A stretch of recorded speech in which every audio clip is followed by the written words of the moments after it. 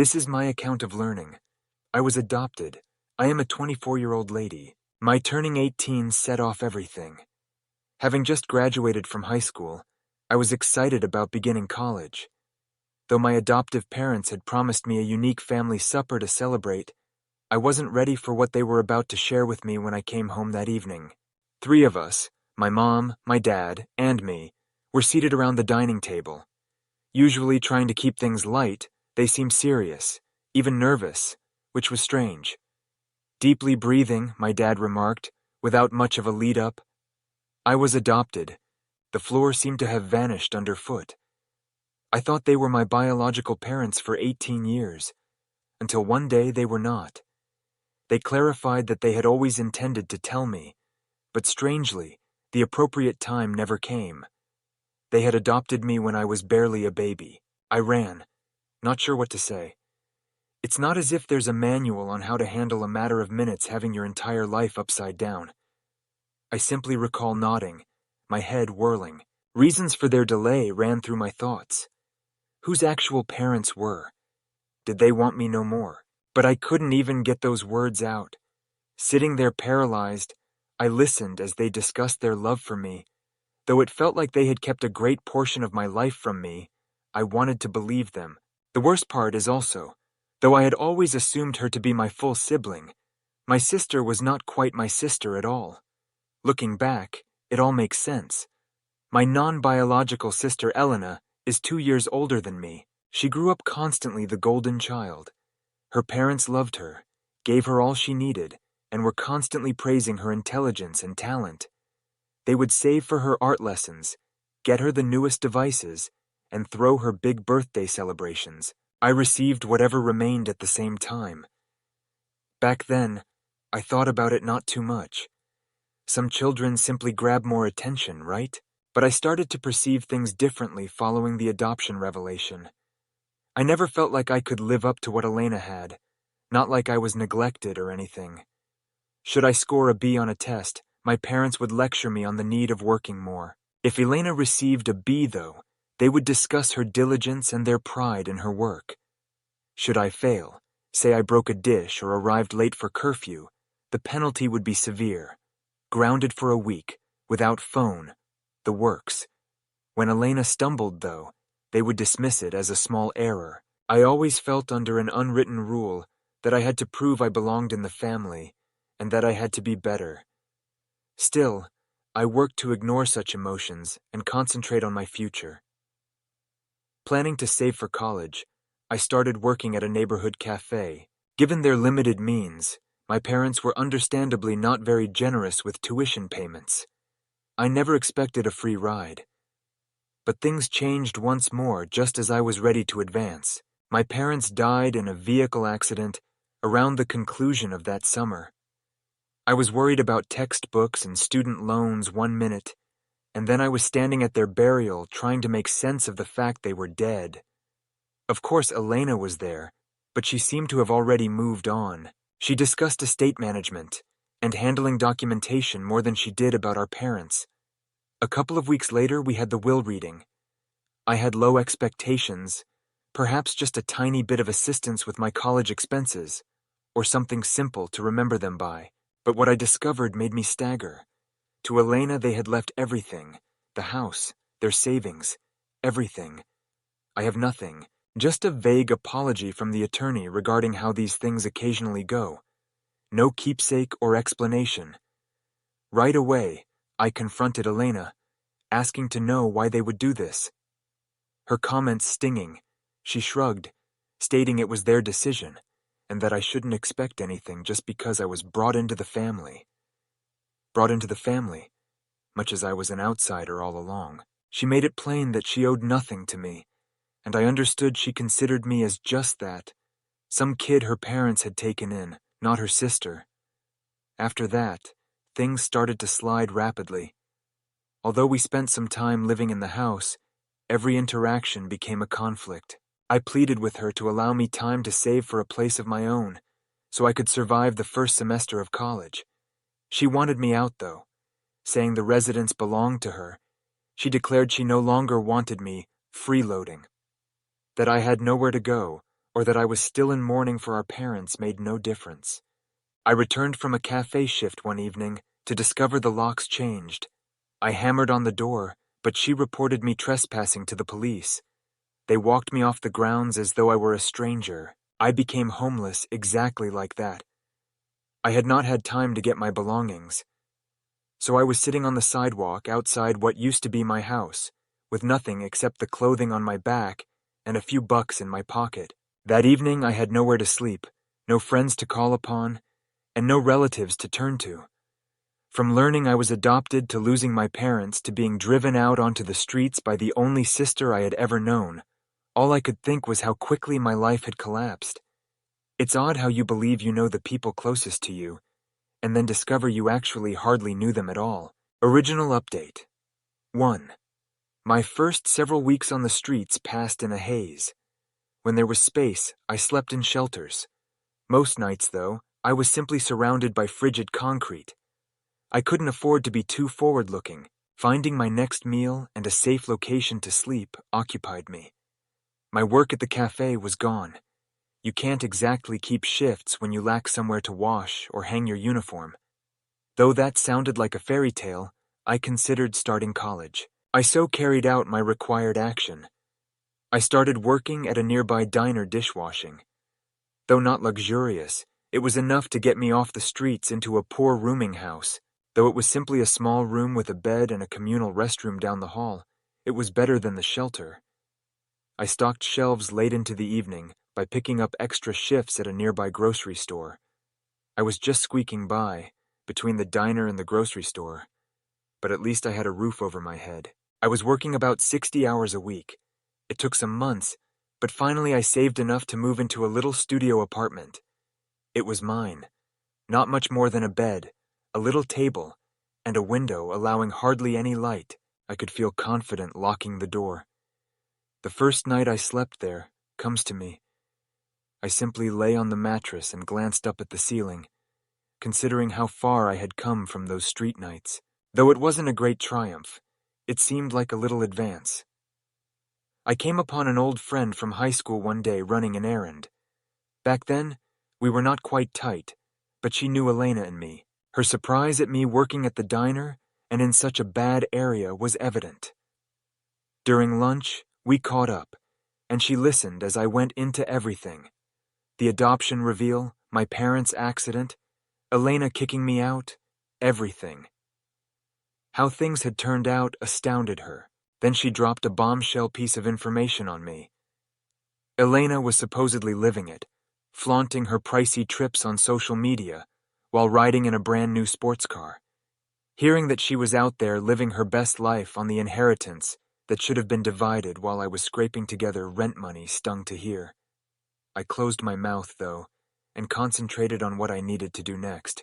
It was useless to linger on things I couldn't influence. Working in the diner was difficult. The kitchen was hot. The shifts were long. Several of my colleagues objected to my eagerness to cover extra shifts. One of them, a man who had spent years there, sought to complicate matters. Trying to make me look terrible, he began spreading tales about me to the management.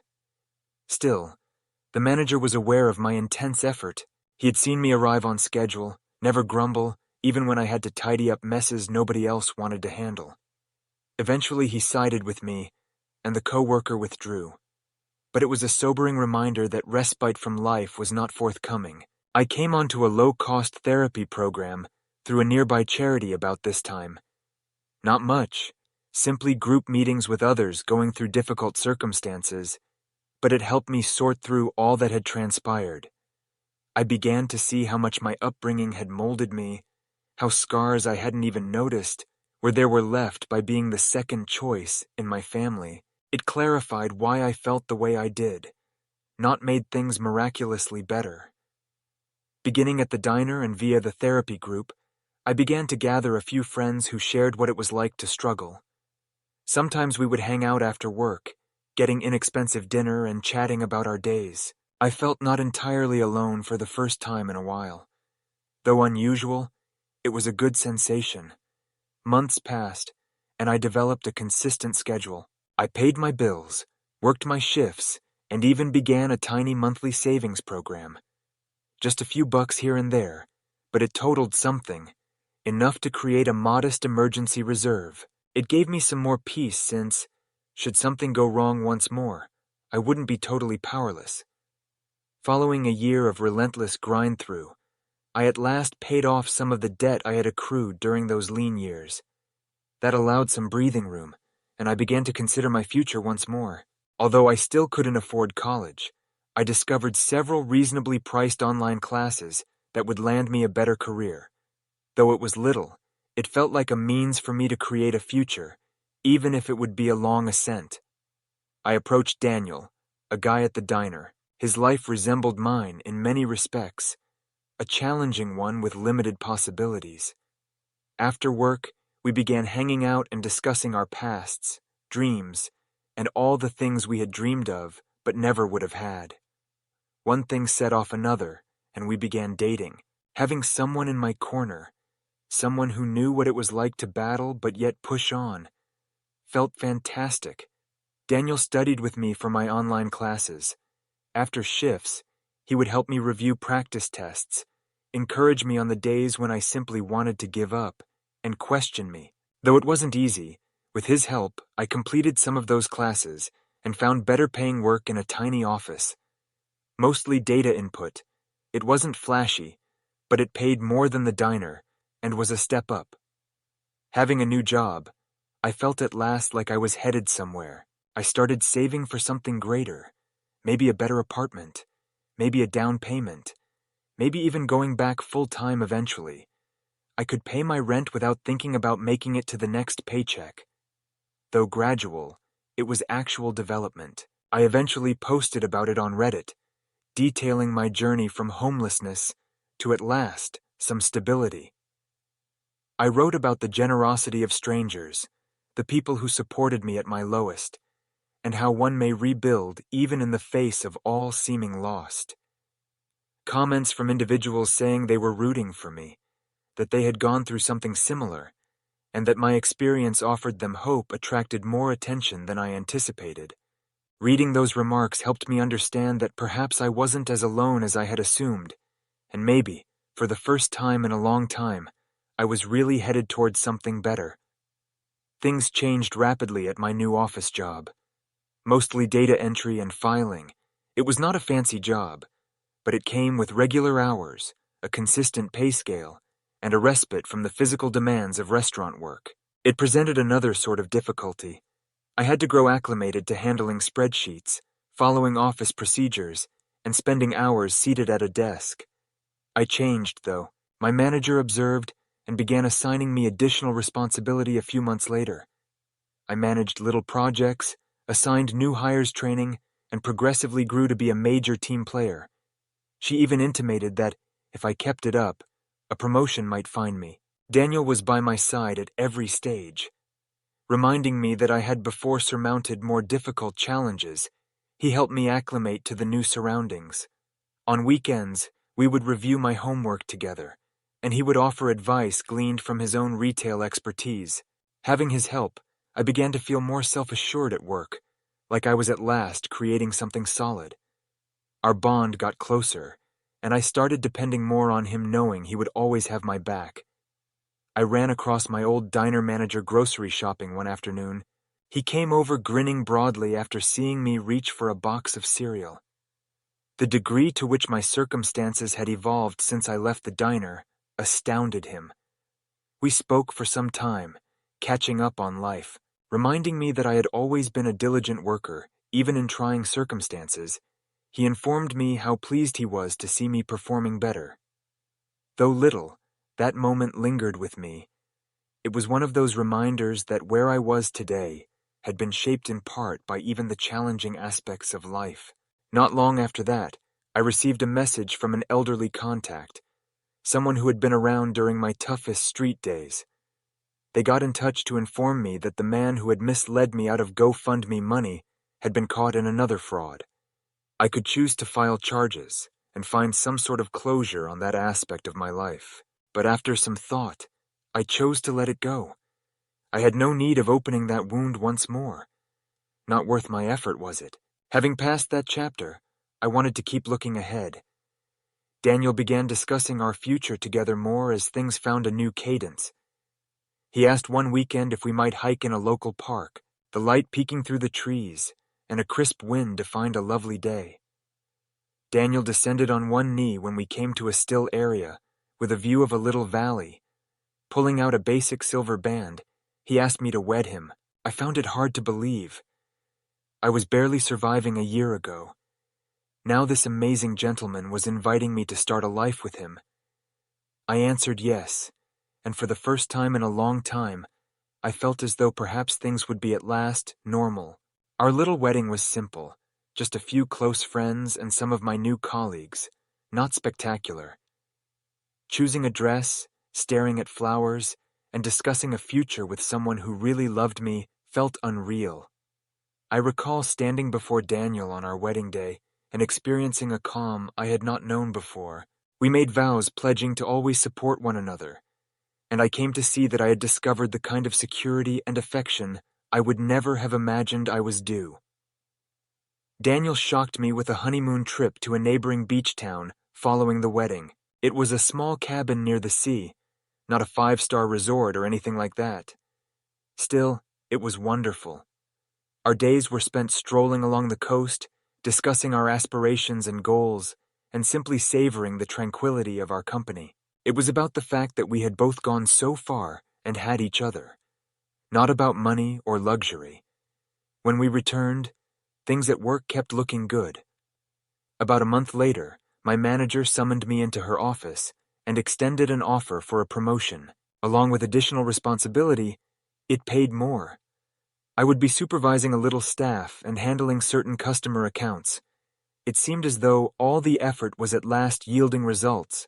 I was not living paycheck to paycheck for the first time.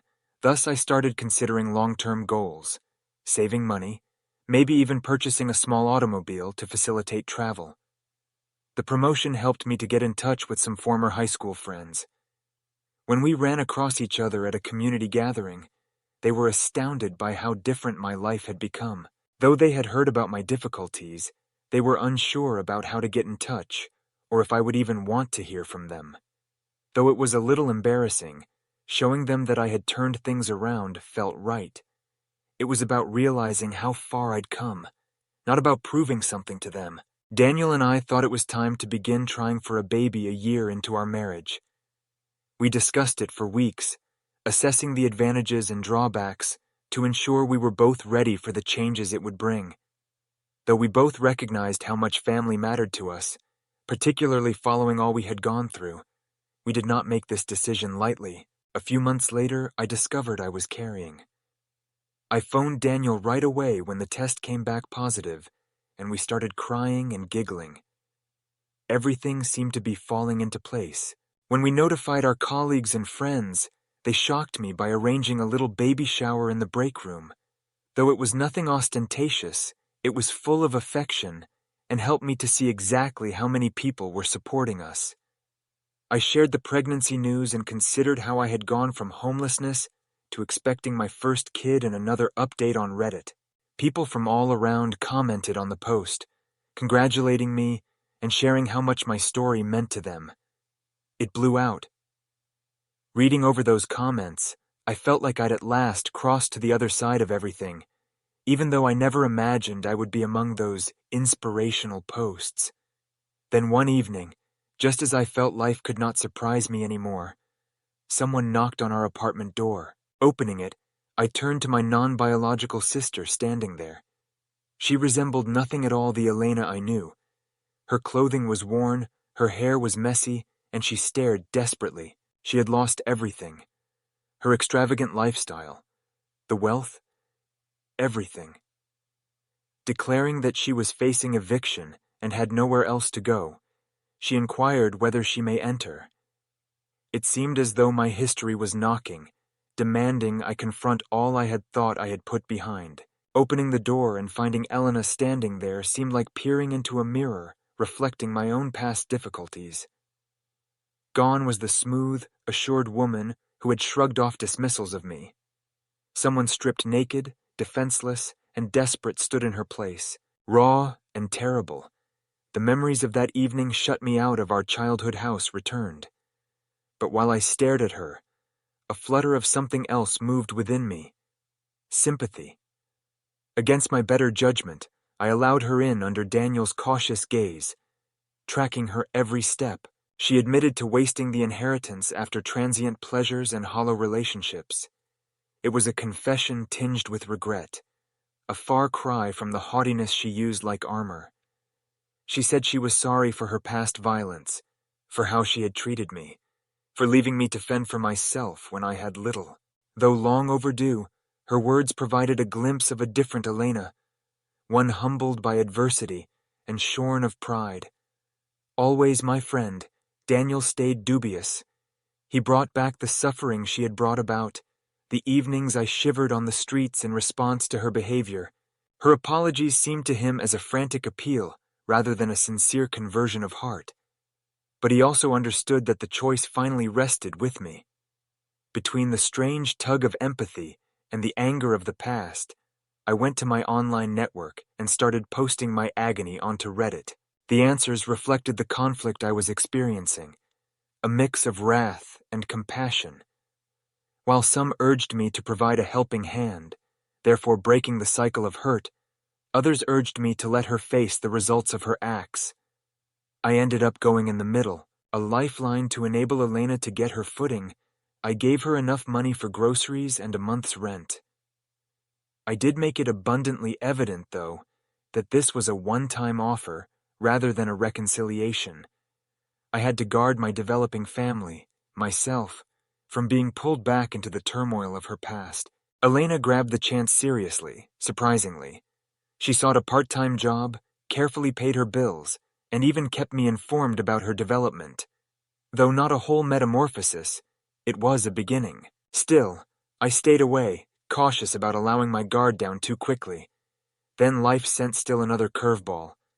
My pregnancy got problematic, and I started bed rest. Daniel worked more to pay for things. His tired eyes clearly showed the strain. Elena began bringing home-cooked meals to our door during this period, which caught both of us off guard. Little deeds of compassion that said volumes about her evolving heart. The arrival of our daughter Nora set off a fresh emotional tsunami. Holding her small form, I became intensely protective, driven to shield her from the terrible reality I had gone through. Elena's visit following Nora's birth was a strained occasion, full of unresolved regrets and unsaid words.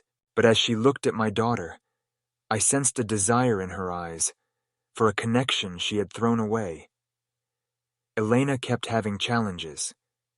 Jobs came and went, and her attempts to reconstruct her life ran against obstacles. She would trip, reminding me of the frailty of her newly acquired steadiness, even as she looked to be making progress.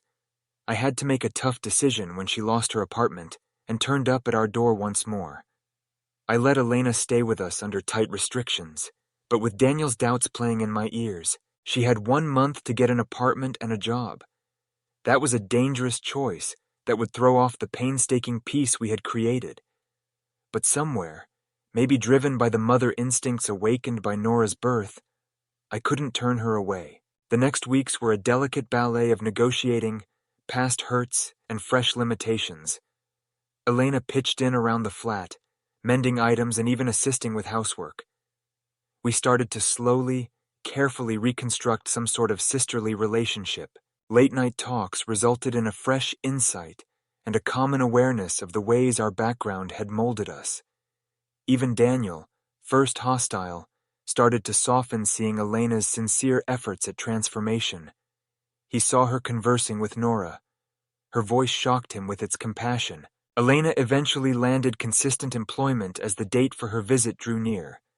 Though not much, it was a positive step in the right direction. I gave her 3 more weeks to locate her own place, feeling both relief and anxiety. She should really be standing on her own 2 feet now. Setbacks and times when old behaviors tried to stop her from developing occurred. But Elena displayed a resiliency I had not seen before with every difficulty. She was learning from her mistakes and gradually, but definitely creating a new life for herself. Ultimately, we assisted her in finding a tiny apartment and a fresh start somewhere. I experienced a range of contradictory feelings as we drove away from her, standing on the stairs of her new house. Sadness for the years lost to hatred and resentment, yet hope for a time when we may maybe build a better kind of connection. Once more sharing my story on Reddit, I considered the complexity of family, forgiveness, and second chances. The answers were full of encouragement and empathy, a reminder that I wasn't alone in negotiating these challenging circumstances. Though I'm not sure what Elena and I have ahead of us, I see a glimmer of hope for the first time, a chance to mend the past and write a fresh story marked by empathy and understanding. Though maybe the ending we both need, it might not be the picture-perfect one I had in mind. Story 2. The last few weeks have been perfect misery. Allow me to set some background. Living with her mother, Elena, is 5-year-old Lily, my daughter. For a variety of reasons, we parted up before Lily was born. The primary one was Elena's, let's call it unconventional ideas. She entire 9 yards, is deeply into anti-science, hates medicine. She essentially follows an anti-vax policy. This was a continual cause of conflict, particularly given Lily's impaired immune system and early birth. The court awarded us 50-50 custody, but Elena's attitude about immunizations made life very challenging. Every choice Lily's health required became a battlefield. Lily made great improvement, thankfully. Elena, usually, freaked out when it was time for her to be vaccinated against things like the flu and chickenpox. She threatened legal action, the works, made my life a living misery. I started helping Lily more with her costs and obtained a fantastic job about that time. I made the decision to put her in a private school with an immunocompromised children program designed just for her. I even paid Elena the entire fee to keep her from meddling. The catch: every pupil has to be completely vaccinated according to the school. Call another huge battle with Elena. We finally found ourselves in court, and following a protracted and draining procedure, the judge decided in my favor. Lily had right away scheduled vaccinations. Elena was enraged, but she had to follow rules. She consented to it, though, only on one condition. She would accompany Lily to the hospital to see the immunization, therefore ensuring she was not being poisoned. I insisted on recorded evidence of the immunization to satisfy her and shield my daughter. And she consented. Based on the medical records, Lily received her immunizations and began classes some months ago. She then developed really severe symptoms last week. She was hurried to the hospital by the school, and her diagnosis was chickenpox. Chickenpox is the illness, following her seeming immunization against it. I was confused and worried and beside myself. How could this be even conceivable? Seeing my suffering, Lily broke down at last and revealed to me Elena had promised to keep secret. She had never received a vaccination.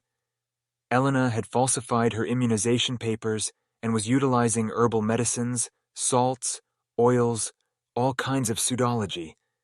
I phoned the doctor mentioned on the documents. Elena hadn't even seen him once. She had never signed any paperwork. She had entirely invented everything, endangering our daughter's health in order to satisfy her own unfounded convictions. Not even does rage start to cover it. Elena's careless behavior resulted in our daughter being in the hospital with an avoidable illness. I've advised Lily to keep quiet for now. She has no idea that I know the truth. Elena cannot jeopardize Lily any longer. She must be out of our life. I have all the proof, the phony documents, Elena's texts verifying the non-existent immunizations, the doctor's account. I'll see a lawyer and start a case. That's the only way I can shield my daughter. About a week ago, Lily left the hospital and is safe and sound with me. Fortunately, she is healing and should return to her former self, not too far off. Against first inclination, I chose not to let Lily conceal secrets from her mother. She may tell Elena whatever she preferred, I assured her. I wasn't going to bend down to Elena's level. I presented the complete scenario and visited with a lawyer suggested by a close friend. He told me to file for Lily's emergency custody and act immediately legally. I also followed up with the doctor once more. outlining everything. First hesitant to get involved, he finally consented to help me. My attorney sent proof of Elena's dishonesty to the court that had mandated Lily's immunization, filed the required paperwork, and sent evidence to the police. He counseled me to keep things quiet and not let Elena guess my intentions. Elena started to get dubious, though. Perhaps one of her pals alerted her. I saw her while picking Lily for a regular checkup a few days following my appointment with the lawyer. We got into a really nasty argument. Right in front of our daughter, who was already afraid and perplexed, Elena shouted at me, threatened me, and even accused me of trying to poison Lily with the immunizations. Elena had to be escorted out of the hospital and barred from the grounds. She did not stop there, though. She kept the attack over SMS, labeling me as a monster seeking Lily's death. When I showed my lawyer the messages, he was grimly happy. Every stride Elena made was excavating her own tomb. This week we had our first hearing. The judge gave Lily immediate custody until the next hearing, which is set for few months. Filing several charges against Elena, my attorney is developing a strong case. She could wind up in jail. Right now, I'm keeping my lips quiet and following counsel from my attorney. I simply want this whole affair to be ended. I have no desire for public attention. I really appreciate the help I have gotten from friends, as well as from even total strangers on internet. Lily and I value it more than words could describe. 3 years have passed since all that took place. 3 years that seemed to pass a lifetime. Said the least of all, caring for my immunocompromised daughter during a worldwide epidemic was difficult. But for now, Lily is under complete custody of me. Elena lost the case and cannot contact her. Having that custody fight was a terrible, draining process.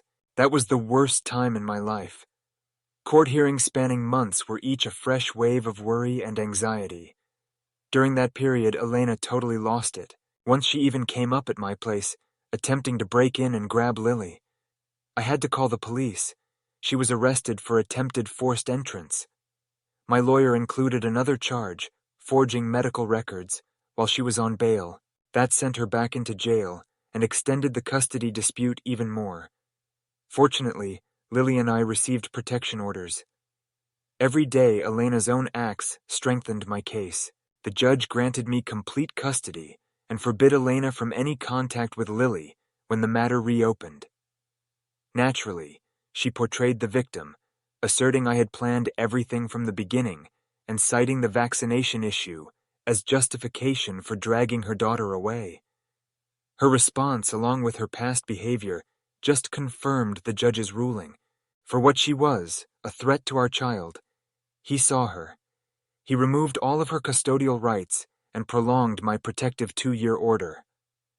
Elena ultimately spent 2 years in jail for forgery. The COVID-19 epidemic caused her to be released early, but fortunately, she hasn't sought to get in touch with us since, except from the sporadic child support inquiry.